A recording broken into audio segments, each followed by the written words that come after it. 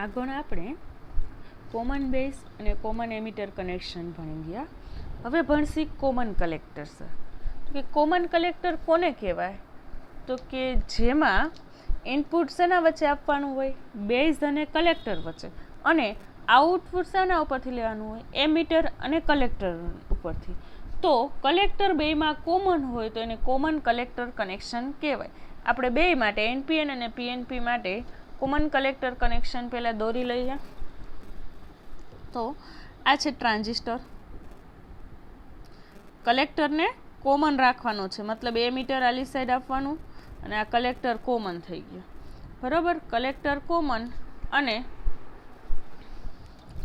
Ammeter ઉપરની side effective resistor R અથવા load resistor જે કહીએ એ આર. પછી શું હોય? Emitter base junction forward bias. આ ક્યુ ટ્રાન્ઝિસ્ટર છે એન પી એન. તો એન સાથે નેગેટિવ આવે તો એન સાથે નેગેટિવ, પી સાથે પોઝિટિવ, એન સાથે નેગેટિવ, પી સાથે પોઝિટિવ. આ બેટરી કનેક્ટ કરી ને આ કલેક્ટર, અને અહીંયા સિગ્નલ આપી જે ઇનપુટ સિગ્નલ કહેવાય એ. આ થયો સર્કિટ ડાયાગ્રામ. અહીંથી કરંટ આઈબી પાસ થાય, અહીંથી કરંટ આઈસી પાસ થાય, અને અહીંયા ટોટલ કરંટ આઈ મળે.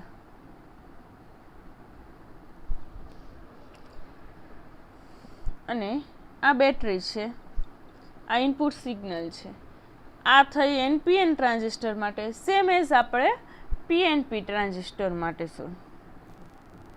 આને વીઈ યા તો વીસીસી ગમે એ તમે નામ આપી શકો. અને હવે સેમ એઝ પીએનપી ટ્રાન્ઝિસ્ટર માટે જોઈ લઈએ.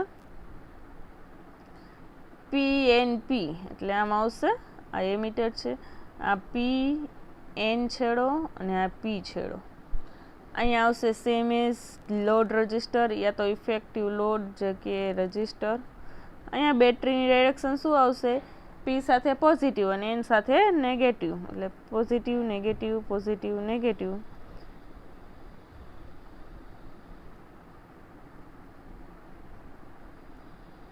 અહીંયા ઇનપુટ સિગ્નલ અને આ સર્કિટ ડાયાગ્રામ પૂરું. અહીંયા કરંટ આવ્યો આઈબી, આ કરંટ આવ્યો આઈસી, આ કરંટ આવ્યો આઈ. અને આ વીઈ અથવા વીસીસી ગમે બેટરી. આ load resistance R, NPN transistor. અને કદાચ આઉટપુટ ફ્રોમ લેવામાં આવે તો અહીંયાથી આઉટપુટ લેવામાં આવે. કલેક્ટર અને એમીટર વચ્ચે સેમ એઝ આમાં એમ જ કલેક્ટર અને એમીટર વચ્ચેથી આઉટપુટ લેવામાં આવે. આ થઈ ગઈ NPN for common collector circuit અને આ PNP for common collector circuit. તો કે ઇનપુટ ક્યાં આપવામાં આવે અને આઉટપુટ ક્યાંથી લેવામાં આવે એ લખવું હોય તો in common collector connection input is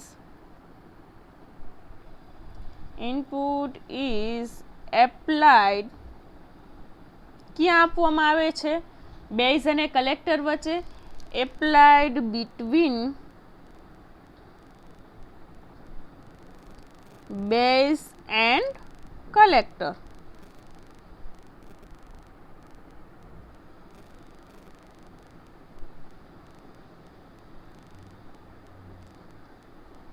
અને આઉટપુટ ક્યાંથી લેવામાં આવે?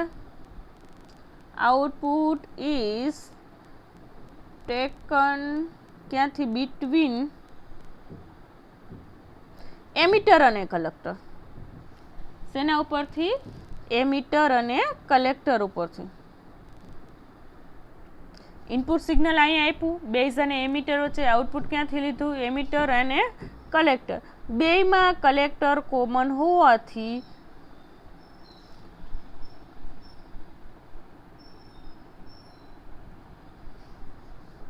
કલેક્ટર બેયમાં કોમન હોવાથી collector of the transistor is common to both. શેમાં બેયમાં? તો કે input and output circuit. Input and output circuit. Input અને આઉટપુટ બે વચ્ચે કલેક્ટર હોવાથી આને શું કહેવાય? હેન્સ નેમ, આનું નામ શું પડ્યું? Common collector connection.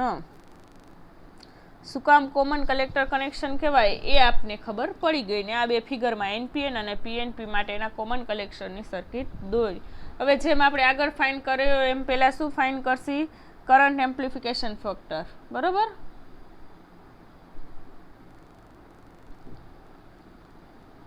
Current amplification factor. તો આમાં શું નામ આપ્યું હતું? આલ્ફા કોમન બેઝમાં, બીટા અને આમાં નામ આપ્યું ગેમા. હવે કોમન કલેક્ટર સર્કિટમાં ઇનપુટ ક્યાં આપવામાં આવે છે? ઇનપુટ કરંટ શું છે? આઈબી. આઉટપુટ કરંટ શું છે? આઈસી. આઉટપુટ કરંટ શું છે? સોરી, આઈઈ, આઈસી નહીં. કોમન કલેક્ટર કનેક્શનમાં ઇનપુટ કરંટ આઈબી છે અને આઉટપુટ કરંટ આઈઈ છે. તેથી કરંટ એમ્પ્લિફિકેશન શોધવું હોય તો ratio of change in emitter current two change in base current. Ratio of change in emitter current two change in base current. Output કરંટના છેદમાં ઇનપુટ કરંટનો જે રેશિયો છે એને શું કહેવાય? Current amplification factor. તો કે લખવું હોય તો કે the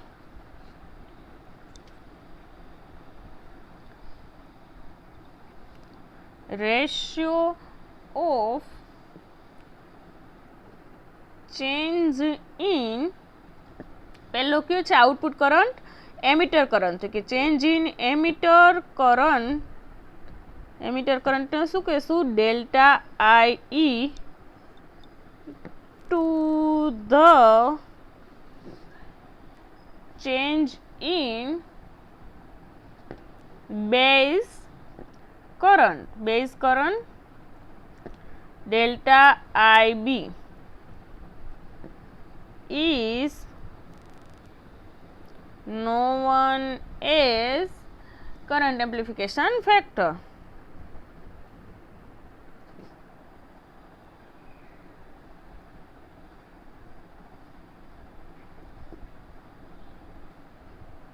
Current amplification factor gamma for common collector arrangement. તો કે લખવું હોય સૂત્ર તો કે ગેમા ઇક્વલ ટુ ડેલ્ટા આઈ ઈના છેદમાં ડેલ્ટા આઈ બી.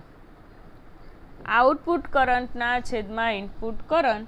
તો એને શું કીધું આપણે? શું કે amplification factor, current amplification factor. પરંતુ જો આ circuit same current gain provide કરે કોમન એમિટર જેવું, કારણ શું? આપને ખબર છે કે I is near about IC. I equal to IC થાય તો કે કોમન બેઝ કરંટમાં કરંટ ગેઇન કોમન એમિટર સર્કિટમાં કરંટ ગેઇન બીટા બરાબર આપણું સૂત્ર શું હતું? ડેલ્ટા આઈસીના છેદમાં ડેલ્ટા આઈબી. આવું હતું સૂત્ર. તો આપને ખબર છે કે આઈ નિયર અબાઉટ આઈસી, તો આના જેવો જ બે કરંટ ગેઇન પ્રોવાઈડ કરે. એટલે કે કરંટ ગેઇન તો કોમન એમિટર જેવો જ પ્રોવાઈડ કરે છે, પરંતુ એનો voltage gain is less than 1. લખું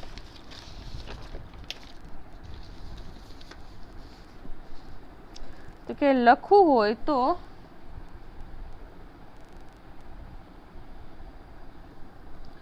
કે કેમ એના જેવો પ્રોવાઈડ કરે એ ખબર પડી ગઈ. મેં અહીંયા કીધું એમ I is equal to IC, તો આ બીટા હતો એટલે તો આ લખી આપણે રીઝન તો કે circuit provide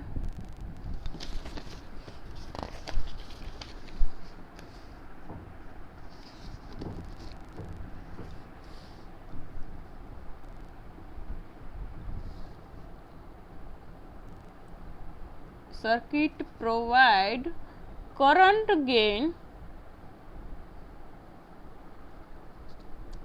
same as CE circuit.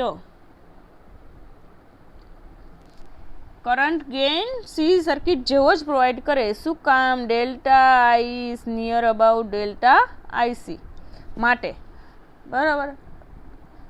પછી હવે વોલ્ટેજ ગેઇન આમાં શું હોય તો કે એક કરતાં ઓછો હોય. શું કામ એ સમજાવો. Voltage gain is always less than 1.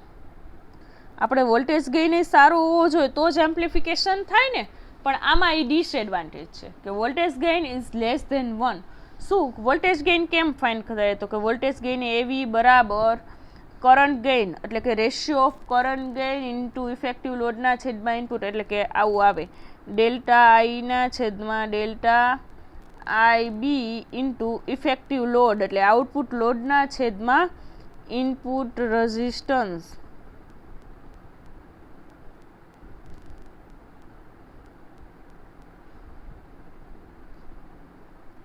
Effective લોડના છેદમાં ઇનપુટ રેઝિસ્ટર. પરંતુ કોમન કલેક્ટર સર્કિટનું ઇનપુટ રેઝિસ્ટન્સ વેલ્યુ હાઈ. જો આનો કરંટ ગેઇન કેમ લેસ ધેન 1 હોય એ કહું છું તો કે હે ને કોમન કલેક્ટર સર્કિટનો input resistance is very high.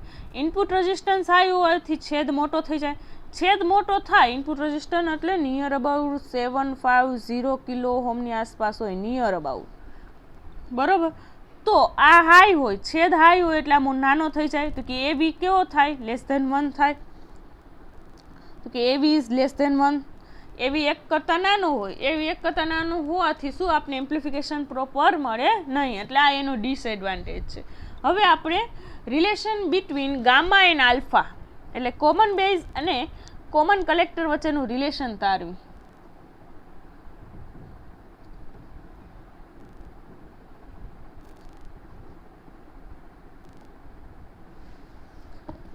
તો આપણે પહેલાં એના સૂત્ર લખી લઈએ. સૂત્ર ખબર છે gamma equal to change in આઈના છેદમાં ચેન્જ ઇન આઈ બી. આ પહેલું સૂત્ર ખબર છે. અને alpha equal to change in આઈસીના કોમન બેઝ માટેનું છે ચેન્જ ઇન આઈસીના છેદમાં ચેન્જ ઇન આઈ. આ સૂત્ર આપને ખબર છે. પછી એક ટોટલ કરંટનું સૂત્ર આપને ખબર છે કે ના total current I is equal to I B plus IC.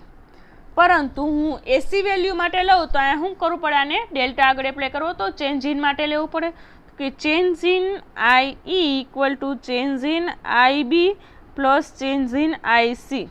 હવે આ વેલ્યુમાંથી હું ડેલ્ટા આઈ બીને કરતા કરી લઉં કે delta I B equal to delta I E minus delta IC. આ તમને ખબર છે.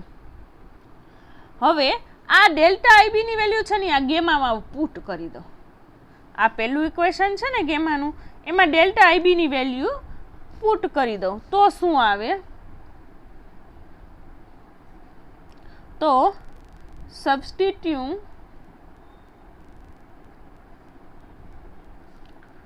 Value of delta IB in equation 1 તો શું આવે? અહીંયા આઈબી ની વેલ્યુ આઈ માઇનસ આઈસી મૂકી દો તો કે ગેમા ઇક્વલ ટુ ડેલ્ટા આઈ ના છેદમાં delta I plus minus delta IC.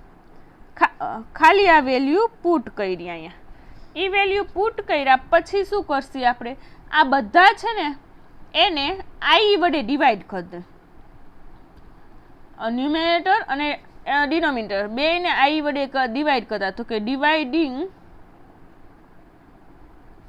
By delta I. Both ઉપર અને નીચે બે બાજુ ડિવાઈડ કરી તો શું આવે કે ગેમા શું કામ આઈ વડે તો કે અહીંયા આઈસી ના છેદમાં જો આઈ આવી જશે આઈ વહી જશે આ આઈસી ના છેદમાં આઈ એટલે આલ્ફા આવી જશે ને એટલે એટલા માટે આપણે ડિવાઈડ કર્યું હતું કે ડેલ્ટા આઈ ના છેદમાં ડેલ્ટા આઈ અપોન પાછું ડેલ્ટા આઈ ના છેદમાં ડેલ્ટા આઈ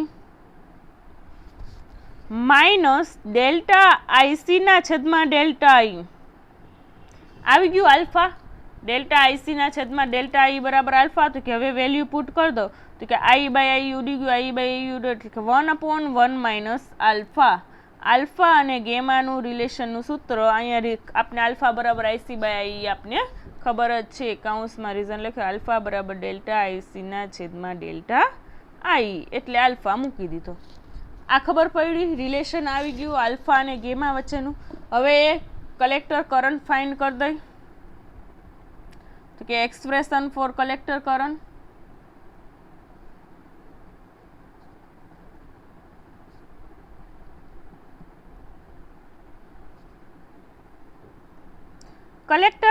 ફાઇન્ડ કરવો હોય તો આપને કોમન બેઝ માટેનો કલેક્ટર કરંટ ખબર જ છે. શું હતું? ટોટલ કલેક્ટર કરંટ જે ફાઇન્ડ કર્યો હતો ને એ. તો કે આપણે લખી વી નો કોમન બેઝ કનેક્શનમાં આપને આ સૂત્ર ખબર છે. શું? તો કે total collector current IC equal to alpha I plus ICBO. આમાં આઈસી આઉટપુટ કરંટ છે, આલ્ફા કરંટ ગેઇન છે, આઈ ઇનપુટ કરંટ છે, આઈસીબીઓ લીકેજ કરંટ છે, કલેક્ટર બેઝ એમીટર ઓપન. બરાબર, આ વસ્તુ બધી આપને ખબર છે. પછી હવે આપને આ સૂત્ર પણ ખબર છે, I equal to IB plus IC. આ સૂત્રમાં આઈસીની વેલ્યુ મૂકી દો. આ કોમન બેઝનું સૂત્ર હતું. હવે આપને આ કોમન ઇક્વેશન ખબર છે કે આઈબી પ્લસ આઈસીની આખી વેલ્યુ મૂકી દો. Alpha I plus આઈસીબીઓ. આઈસીની વેલ્યુ મૂકી દીધી. હવે આઈ વાળા એક કોર ભેગા કરી દો. અહીંયા આઈ છે તો આઈ વાળાની સામે બાજુ જવા દો. તો આમાં I minus alpha I equal to IB plus ICBO. આ બેમાંથી આઈ કોમન કાઢ લે. આઈ 1 માઇનસ આલ્ફા વધે તો કે IB plus આઈસીબીઓ.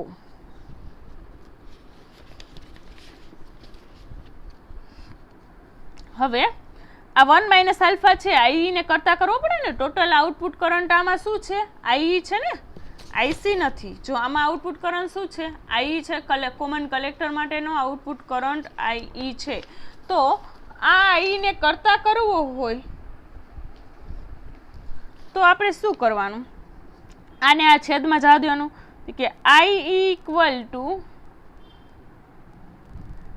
IB upon 1 minus alpha plus ICBO upon 1 minus alpha. બરોબર, આ આઈ બરાબર લખો. હવે આપને ખબર છે કે આઈ નિયર અબાઉટ શું થાય છે? આઈસી. તો આલ્ફા ને બીટાના ટર્મમાં લખી શકાય. આપને સૂત્ર ખબર છે, beta plus 1 equal to 1/1 minus alpha. આ ખબર છે. તો અહીંયા આ 1/1 માઇનસ આલ્ફાની જગ્યાએ બીટા પ્લસ 1 પણ લખી શકું અને 1/1 માઇનસ આલ્ફાની જગ્યાએ ગેમાય લખી શકું. પણ મારે ઇન ટર્મ્સ ઓફ આઈસી બી લખવું હોય, કેમ કે મેં નામ આપ્યું કલેક્ટર કરંટ, અને આ કોમન કલેક્ટરમાં ગેમાના સ્વરૂપમાં ન લખવું હોય તો હું beta plus 1 equal to 1/1 minus આલ્ફાના સ્વરૂપમાં, તો કે near about IC equal to I થાય તો હું ગેમાના સ્વરૂપમાં ન લખું, એને કેમાં સ્વરૂપમાં લખું? બીટા પ્લસ 1 ના. તો 1/1 માઇનસ આલ્ફા બરાબર શું થાય? બીટા થાય. આ રીઝન અહીંયા લખવાનું. તો બીટા પ્લસ 1 અને આઈબી એઝ ઇક્વલ, તો કે આઈબી પ્લસ પાછું બીટા પ્લસ 1 આઈસીબીઓ. આ આવી ગયું ટોટલ કલેક્ટર કરંટ. બરાબર. હવે આ વપરાશે ક્યાં? કોમન કલેક્ટર સર્કિટની એપ્લિકેશન શું છે?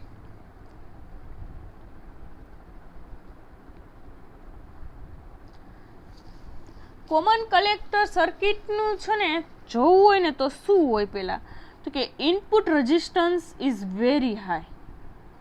તો કે in CC circuit input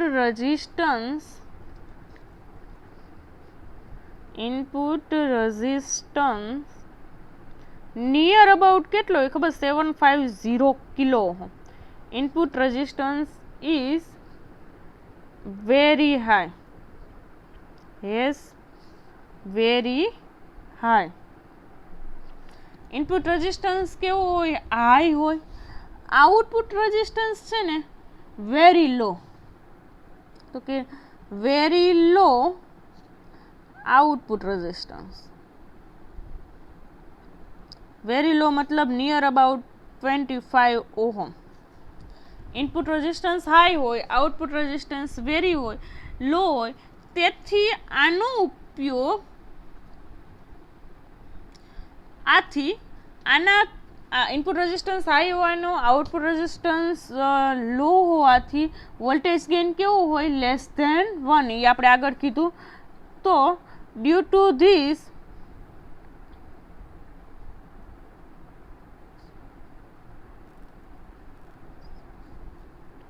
voltage gain કેવું મળે? Voltage gain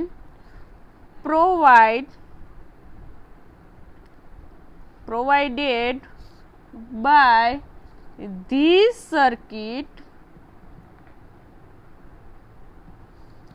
is always less than 1. એક કરતા નાનો મળશે. જો વોલ્ટેજ ગેઇન એક કરતા નાનો મળે તો આનો એમ્પ્લીફાયર તરીકે વપરાય નહીં, એટલે ઓછા કેસ ઉપયોગ જ ન થાય ખરી રીતે. તો this circuit is not use, rare કેસમાં જ ઉપયોગ થાય, બહુ નો ઉપયોગ થાય. તો કે તેથી this circuit is not more અથવા નોટ યુઝડ ફોર એમ્પ્લિફિકેશન.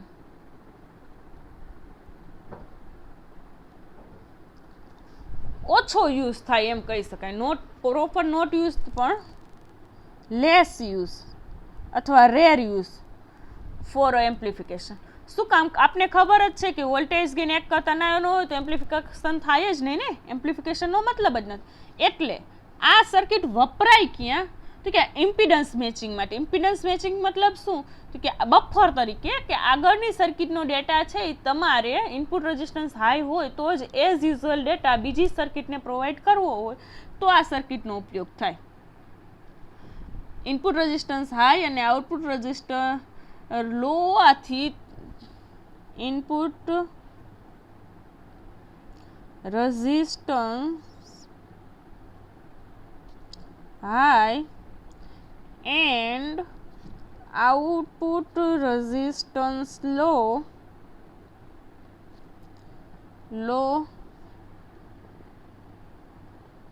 હોવાથી this circuit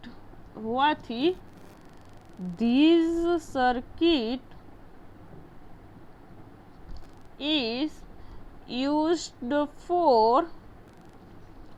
impedance matching.